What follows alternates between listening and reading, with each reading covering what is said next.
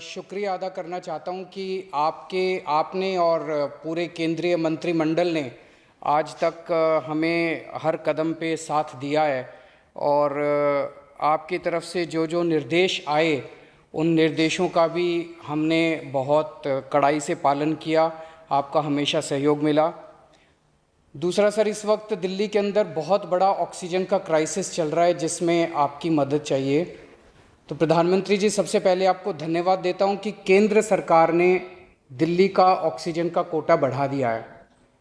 लेकिन सर, मैं आपसे हाथ जोड़ के प्रार्थना करता हूं कि इस बढ़े हुए ऑक्सीजन के कोटे को दिल्ली तक पहुंचाने में हमारी मदद करें।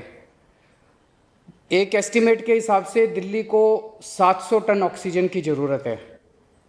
आपने हमारा कोटा 480 टन कर दिया, बहुत बहुत शुक्रिया। लेकिन पिछले 24 घंटों में इस बढ़ाए हुए 480 टन में से भी केवल 350 टन ऑक्सीजन दिल्ली पहुंच पाई है। प्रधानमंत्री जी, जब से ऑक्सीजन का संकट शुरू हुआ है मेरे फ़ोन बजते रहते हैं। कभी कोई अस्पताल कहता है कि 3 घंटे की ऑक्सीजन बची है, कभी कोई अस्पताल कहता है कि 2 घंटे की ऑक्सीजन बची है। हम कारण जानने की कोशिश करते हैं तो पता चलता है कि पीछे किसी राज्य ने दिल्ली के लिए ऑक्सीजन लाने वाले ट्रक को रोक रखा है। हमने मदद के लिए केंद्र सरकार में कुछ मंत्रियों को फ़ोन किए। शुरू में उन्होंने खूब सहयोग किया सर, लेकिन अब वो भी बेचारे थक गए हैं। सर, देश के संसाधनों पे तो 130 करोड़ लोगों का अधिकार है ना। अगर दिल्ली में ऑक्सीजन की फैक्ट्री नहीं है तो क्या दिल्ली के 2 करोड़ लोगों को ऑक्सीजन नहीं मिलेगी? जिस राज्य में ऑक्सीजन की फैक्ट्री है, क्या वो दिल्ली की ऑक्सीजन रोक सकते हैं? ऐसे में हम क्या करें? सर, मैं आपका बेहद शुक्रिया अदा करना चाहता हूं कि आज आपने ये मीटिंग बुलाई है, बहुत सही समय पे ये मीटिंग बुलाई है। पर सर, मैं आज ये जानना चाहता हूं कि अगर आज या कल या किसी भी टाइम हमारे दिल्ली के किसी अस्पताल में अगर 1 घंटे की, आधे घंटे की, 2 घंटे की ऑक्सीजन बच जाए और लोगों की मरने की नौबत आ जाए तो मैं फ़ोन उठा के केंद्र सरकार में किससे बात करूं? सर, मैं ये जानना चाहता हूं कि अगर कोई राज्य दिल्ली के कोटे की ऑक्सीजन का ट्रक रोक ले तो मैं फ़ोन उठा के किससे बात करूं? हालत काफ़ी ज़्यादा गंभीर हो चुके हैं सर। हम अपने लोगों को मरने के लिए तो नहीं छोड़ सकते। हमें लोगों को ये विश्वास दिलाना पड़ेगा कि एक एक ज़िंदगी हमारे सबके लिए कीमती है। हम आपसे फिर से दिल्ली के लोगों की तरफ से हाथ जोड़ के अपील कर रहे हैं कि सर, तुरंत कोई कठोर और सार्थक कदम नहीं उठाया गया तो शायद दिल्ली के अंदर कोई बहुत बड़ी त्रासदी हो सकती है। मैं आपसे मार्गदर्शन चाहता हूं सर। कुछ ही राज्य हैं जहां से मैक्सिमम दिल्ली की ऑक्सीजन आती है और जहां सबसे ज़्यादा दिक्कत आ रही है और जहां सबसे ज़्यादा हमारे ऑक्सीजन के ट्रक रोके जा रहे हैं। मेरी आपसे विनती है, अगर आप उन राज्यों के मुख्यमंत्री को एक बार बोल दें, फ़ोन कर दें कि हमारे ऑक्सीजन के ट्रक ना रोकें तो दिल्ली के लोगों को ऑक्सीजन मिल जाएगी। आपका एक फ़ोन ही बहुत है सर उनको। दिल्ली के 2 करोड़ लोगों की तरफ से मैं आज आपसे हाथ जोड़ के विनती कर रहा हूं कि सर, आप हमारी मदद कर सकते हैं। आप कृपया हमारी मदद कीजिए और अस्पताल में लोगों को ताकि ऑक्सीजन मिल जाए। ऑक्सीजन की कमी के कारण अस्पताल में जो हालत बने हुए हैं वो अब देखे नहीं जाते। लोग बहुत ज़्यादा तकलीफ़ में हैं सर। पूरी रात हम सो नहीं पाते, नींद नहीं आती। इनका मुख्यमंत्री होते हुए भी मैं कुछ नहीं कर पा रहा।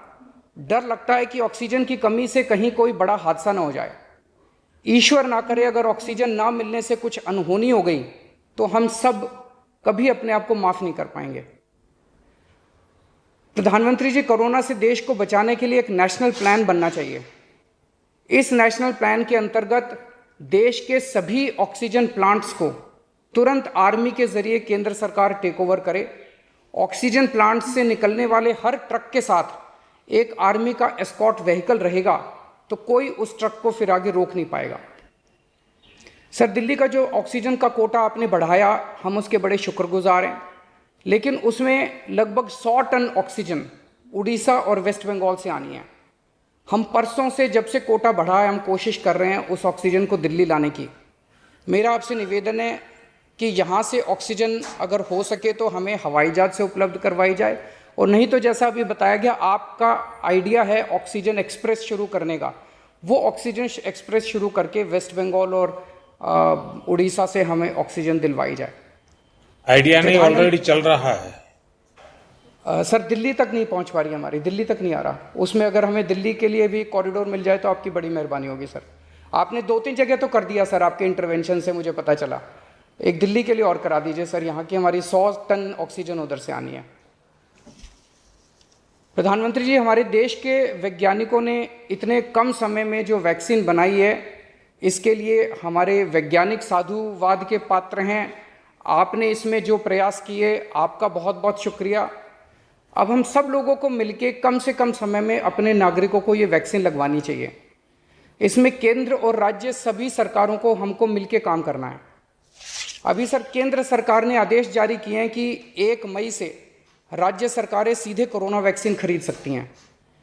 इसके बाद एक वैक्सीन की कंपनी ने अपने रेट जारी किए हैं कि वो केंद्र सरकार को 150 रुपये में और राज्य सरकारों को 400 रुपये में देंगे। सर एक ही देश में एक ही सामान के 2 रेट कैसे हो सकते हैं? 1 नेशन 1 रेट होना चाहिए। सारे देश को एक ही दाम पे वैक्सीन मिलनी चाहिए। अगर देश एक है तो वैक्सीन का दाम भी तो एक ही होना चाहिए। तो मैं आपसे निवेदन करता हूं कि केंद्र सरकार को, राज्य सरकारों को एक ही रेट पे वैक्सीन मिले। जिस रेट पे केंद्र सरकार को वैक्सीन मिल रही है, उसी रेट पे राज्य सरकारों को भी वैक्सीन मिलनी चाहिए। सर हर एक जान हम सब लोगों के लिए कीमती है। हमें ये एहसास हर भारतीय को इस वक्त कराना होगा। इसलिए मेरा मानना है कि देश में सबको दवाई, सबको वैक्सीन और सबको ऑक्सीजन मिलनी चाहिए, और बिना किसी विवाद और बिना किसी रुकावट के ये मिलनी चाहिए। मेरा विश्वास है देश में अगर कोरोना के खिलाफ एक नेशनल प्लान होगा तो हम सभी राज्य सरकारें और केंद्र सरकार मिलके इस दिशा में काम करेंगे। सर कोरोना की वजह से दिवंगत आत्माओं को शांति मिले। नमस्कार, मैं हूं मानक गुप्ता। अगर आपको हमारा ये वीडियो पसंद आया हो तो इसे लाइक और शेयर जरूर करें, और हाँ, हमें सब्सक्राइब और फॉलो करना ना भूलें ताकि आप देश और दुनिया की कोई खबर मिस ना करें। तो जुड़े रहिए हमारे साथ और देखते रहिए News 24।